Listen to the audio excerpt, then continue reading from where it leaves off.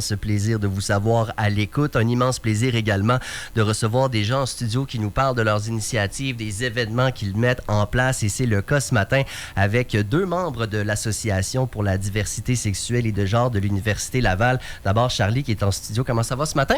Ça va super, merci de nous accueillir. C'est un plaisir réciproque. Toi est là également. Salut Toi!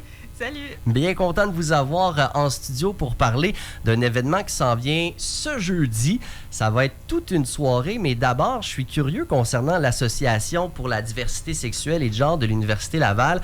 Ça fait-tu longtemps que ça existe? Y a-tu beaucoup de membres? Ça ressemble à quoi comme organisation en général? Oui, ça fait vraiment longtemps que l'association existe, même si elle a changé de nom entre-temps. Mais je crois que c'est 1987, quelque chose comme ça. C'est fin des années 80. Mais malheureusement, comme beaucoup d'autres associations universitaires, pendant la Covid, c'est tombé un peu inactif. Donc, pendant plusieurs années, c'était inactif. Et on l'a relancé en novembre dernier.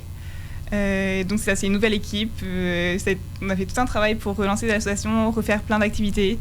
Et voilà, maintenant, c'est nous qui faisons partie du comité. Y a-t-il beaucoup de personnes? Vous êtes une équipe d'à peu près combien là, qui travaillait pour mobiliser puis créer des activités puis tout ça? Dans le comité, on est 7. 7 personnes? Ouais. Et là, il y a un événement donc qui s'en vient ce jeudi. C'est dans le cadre d'une semaine thématique. Est-ce qu'on peut avoir un petit peu le contexte de cet événement-là? Parce que c'est pas juste l'événement, c'est une semaine complète, si je comprends bien. Oui, c'est ça. C'est dans le cadre de la semaine de l'inclusion organisée par le comité EDI, donc Équité, Diversité, Inclusion de l'Université Laval. C'est la deuxième édition cette année. Et donc voilà, on a eu des subventions de leur part, donc on est très contents d'avoir été financés pour cet événement-là. Donc, ça se passe jeudi. C'est un spectacle de drague, on dit, qui met en lumière des artistes queer qui explorent le vaste art de la drague. Et j'ai l'impression que des fois, quand on pense à un spectacle de drague, on a une image très typique en tête. C'est sûrement un peu plus nuancé et varié que ce que les gens pensent, hein?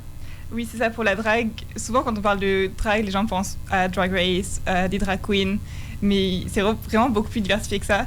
Et c'est en partie ce qu'on voulait mettre en lumière pendant ce spectacle, parce que donc il y a des drag queens évidemment, mais il y a aussi des drag kings, des drag queer, des drag créatures, et que les gens connaissent moins. Ah oui, c'est quoi un drag créature?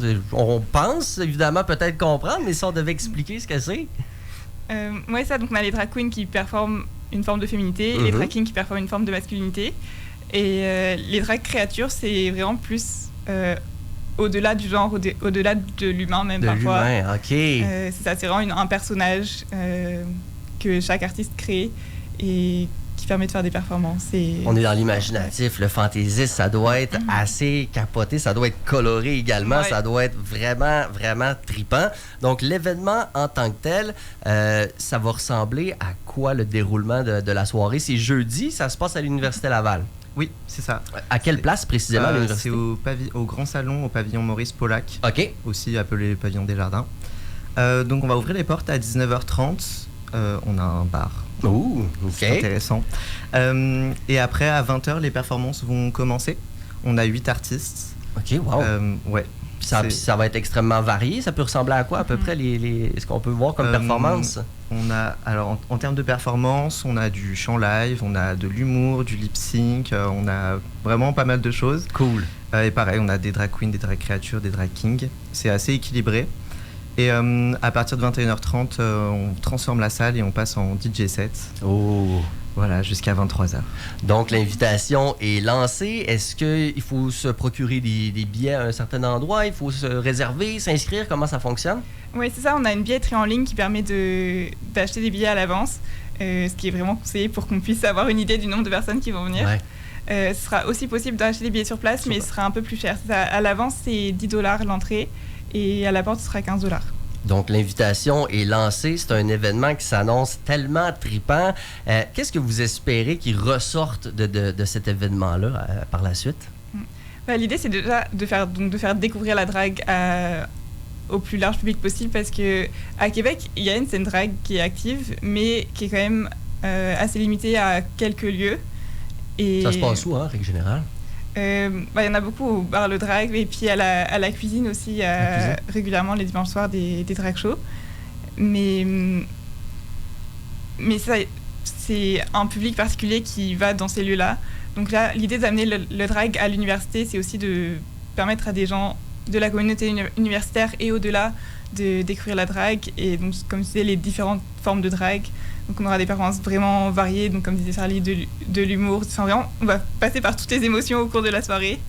Donc, c'est vraiment, l'invitation est pour tout le monde. C'est pas juste... Est-ce que c'est juste les étudiants de l'Université Laval qui ont accès ou est-ce que c'est ouvert vraiment à tout le monde? C'est ouvert à tout le monde. Donc, tout le monde peut se présenter.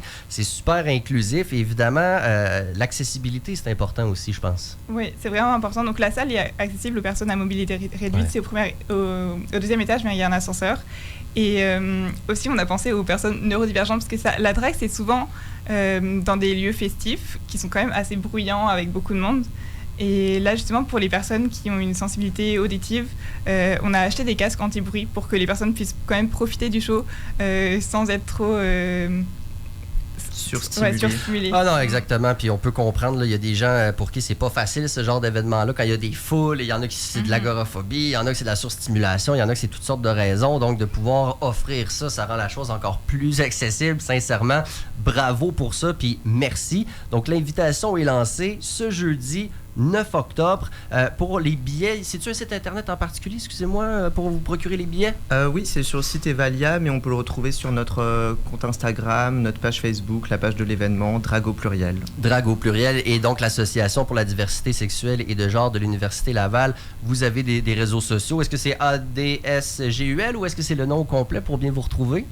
Sur Facebook, je pense que c'est au complet. Non, sur Facebook, c'est ADSGUL-AssoQueer Laval. Sur Facebook, il faut bien faire attention parce qu'on a recréé une nouvelle page Facebook quand on a relancé l'association. Okay. Donc là, c'est vraiment la page Facebook où c'est écrit AssoQueer Laval aussi pour que ce soit plus facile à retrouver de AssoQueer parce que les gens ne vont pas chercher ADSGUL. Non, c'est ça, je comprends. Donc là, il y a cet événement-là qui s'en vient jeudi. Est-ce que vous travaillez sur d'autres projets, d'autres événements qui s'en viennent ou est-ce que c'est un événement à la fois pour l'instant? Là, c'est vraiment notre gros événement de l'automne, mais le 6 novembre, on prépare déjà un marché queer cool. pour ça mettre en valeur des artistes queer, mais plutôt au niveau art visuel, artisanat, cool. Qui sera à La Fabrique, donc un pavillon de l'Université Laval. Et puis, on réfléchit à la suite de la programmation. Écoute, on va être là pour surveiller ça avec grand plaisir. Bravo pour votre implication, bravo pour l'organisation. On va vous souhaiter énormément de plaisir et de succès pour cet événement-là. Donc, ce jeudi, les portes qui ouvrent à 19h30, ça se passe au Grand Salon du côté de l'Université Laval. Charlie et Tohi, membres de l'Association pour la diversité sexuelle et de genre de l'Université Laval, merci d'avoir pris le temps de venir en studio ce matin. C'est un immense plaisir de vous recevoir, puis bon succès. Merci beaucoup de nous avoir Salut, à bientôt. Merci. 8h56, donc c'est presque tout pour Québec.